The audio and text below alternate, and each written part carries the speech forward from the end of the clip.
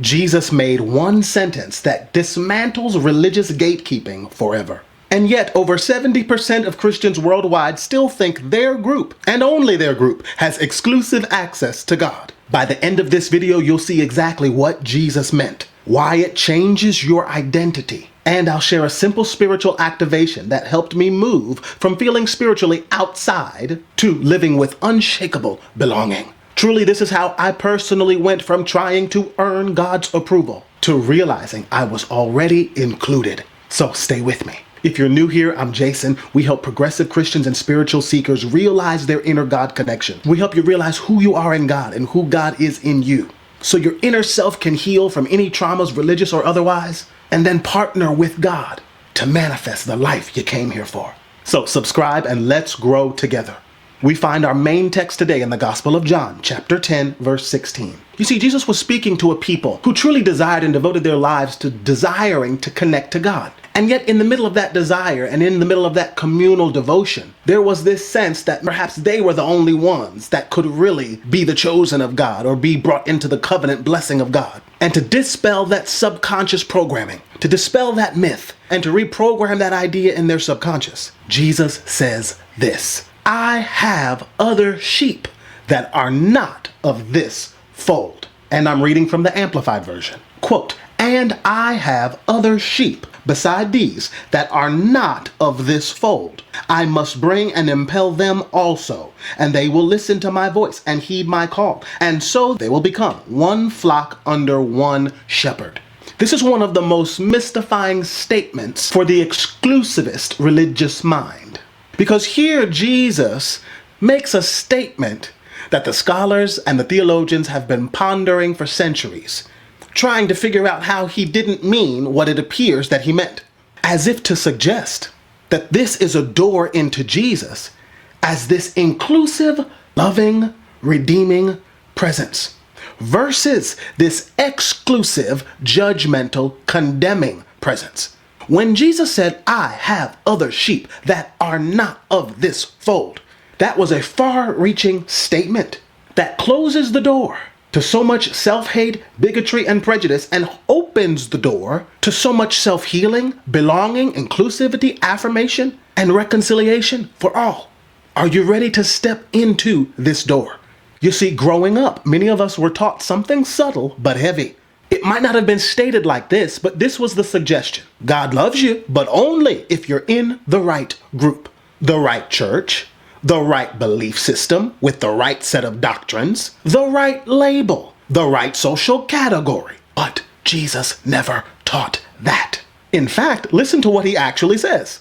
I have other sheep that are not of this fold. I must bring them also. They too will listen to my voice. And there shall be one flock and one shepherd. In this same chapter, he says, I am the good shepherd. And he says, I am the door. That I am consciousness, the reality of the oneness of God that Jesus embodies and aims to transfer to humanity in his incarnation state, is saying very directly, the ones you think that God isn't going to include, they're my sheep too. Not only are they my sheep, even though they're not of this group or this category, I must bring them also. And they're going to listen to my voice of love, my voice of well-being, my voice of redemption, my voice of equity and justice. My voice of doing unto others as you would have them do unto you. My voice of a miracle mind and miracle possibilities of becoming and expressing the abundance and the goodness of the heavenly realm. They're going to listen to my voice. And even though religion and history and culture tried to separate you, there shall be one flock and one shepherd. Doesn't this show us how the aim of the Christ mind is to reconcile all things to God's self, or to bring a oneness to humanity with God and with self? Does this sound like exclusion? Does this sound like exclusivism? Does this sound like preferential hierarchy? Does this sound like religious dominance, where there's only a few at the top who can communicate with God and then all the others are just subjects at the mercy of this divine force, never sure what their future holds?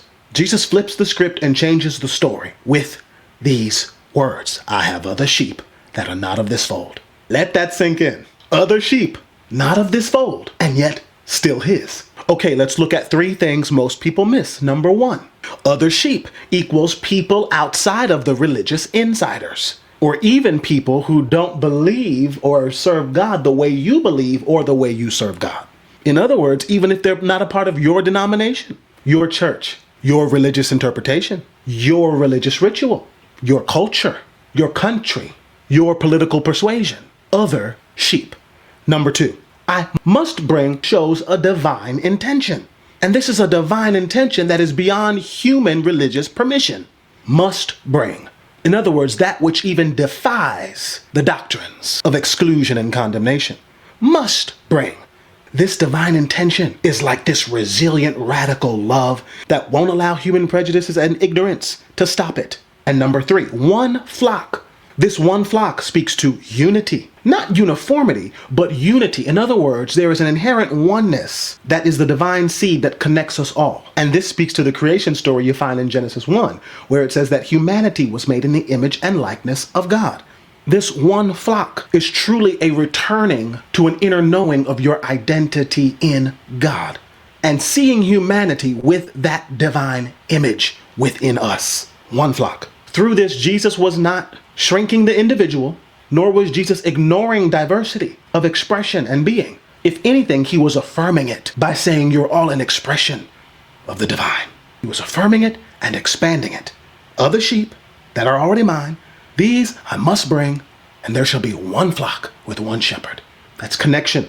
That's wholeness. That's belonging. That's affirmation. Can you see that? Can you feel that? Can you also see how this is very different from what many have been programmed with in terms of their ideas of God and religion and life and self? That's why the old folks used to say, thank God for Jesus. In other words, thank God for this divine shift that causes us to experience God from this realm. And this causes us to release the old story. Can you see how this new awareness causes us to shift out of that old story, to release that old story, which creates a separation and a blockage? Some might call it the religious fence. What do I mean here? Religion often says you're in, you're out. You're good, you're bad. You're right, you're wrong.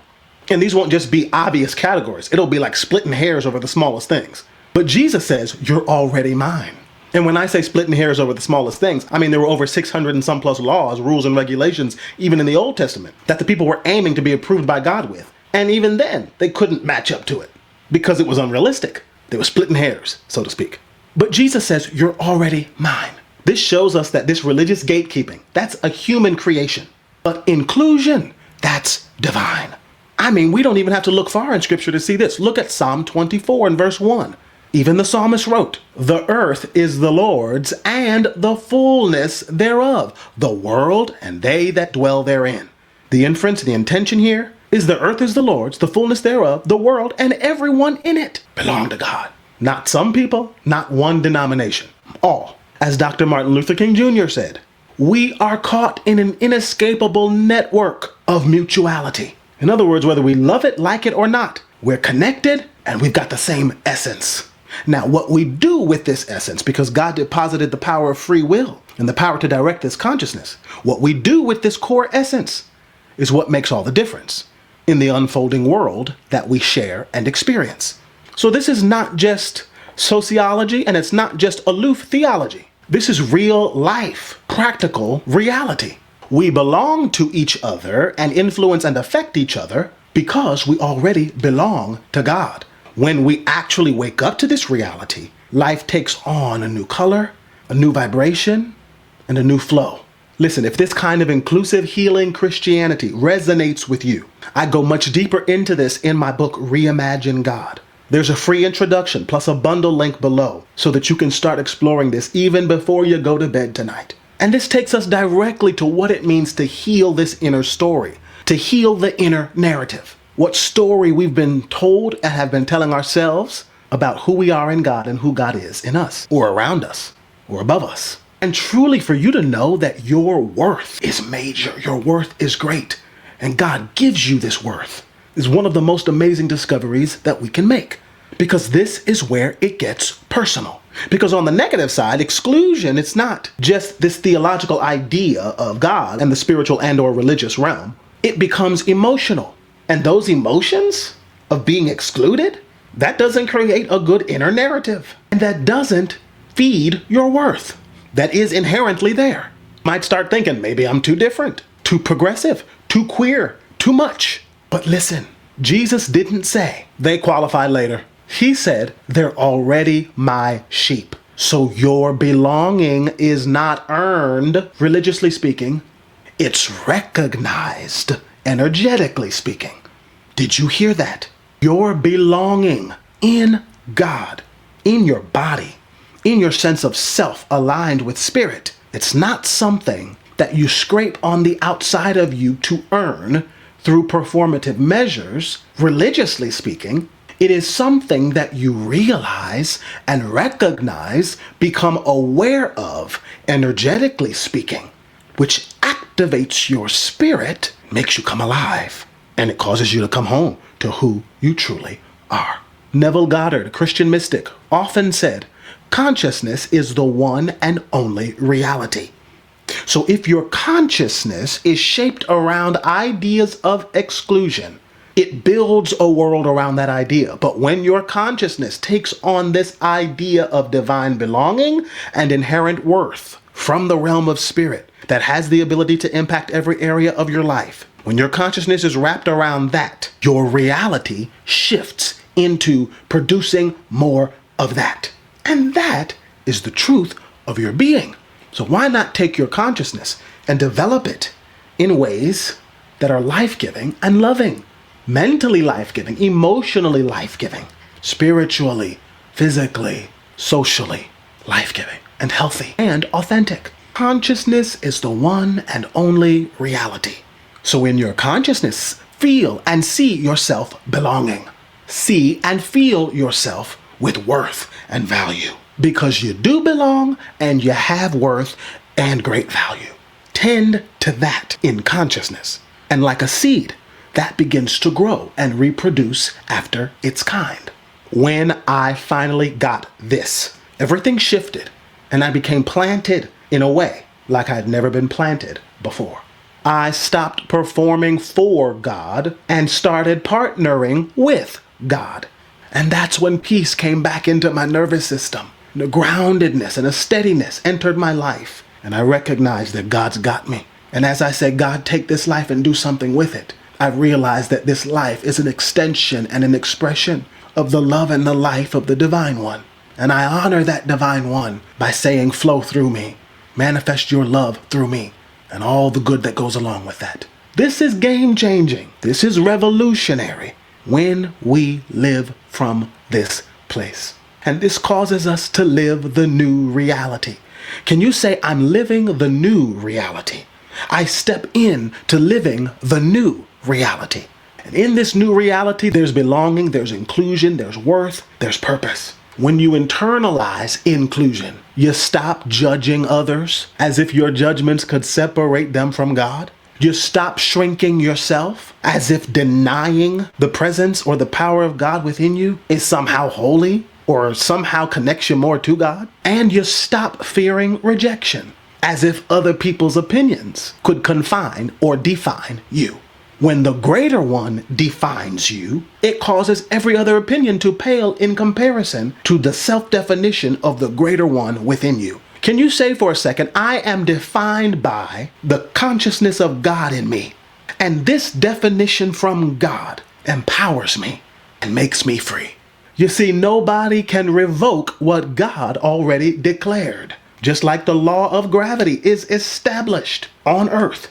That was an invisible declaration of the divine that we can see the fruit of, proverbially speaking. Just like the moon exchanges positions with the sun, as far as our eyes can see. That's established. It was the invisible word of the divine that established it, and we see the results of it. Likewise, you being in God and God being in you. Even when Jesus said the kingdom of God is within you. This is an invisible word of the divine that is just so.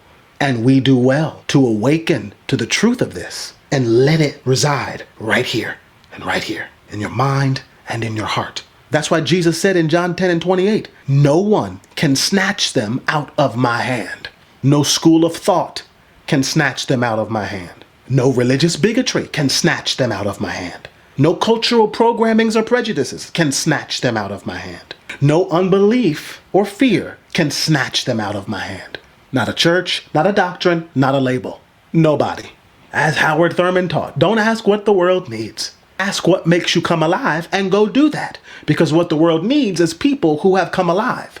When you know who you are in God and who God is in you, you come alive. And then you can begin to make a difference in your life and in the world around you. Because whatever you do will begin to shift consciousness, first starting with your own and then others, which shifts what manifests in the world. Can you see how this is all so connected? Okay, let's do this today. Place your hand on your chest. Breathe in. Exhale. And say, I am already included in God.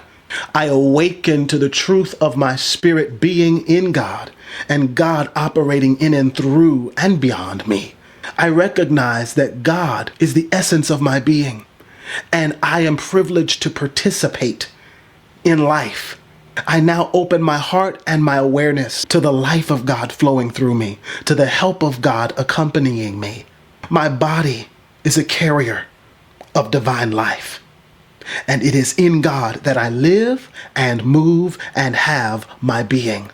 May my mind awaken more and more to the truth of my spiritual reality in God, and may my life reflect love, peace, joy, presence, patience, power, goodness, gentleness, faith, perseverance, tenacity, and all of the highest qualities that are seeking to express through me. I allow myself to become. Thank you for this journey. And so it is. Amen. That's what truth feels like. If this message freed something in you, you'll love the full journey inside Reimagine God. The paperback, ebook, and audiobook bundle are linked below. So whether you have it in your hands, writing your margins on the sides, like I like to do sometimes, or listening to it in your ears while you're on the go, or searching on your device for the actual thoughts that you're having and seeing where it resonates in this text, this is your time to step into it.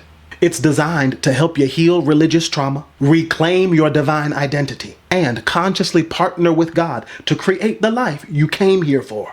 You and God are partners in how your story unfolds. So let's work with God. Remember, when you reimagine God, you reimagine yourself and the world of possibilities that unfold for you. See you in the next video.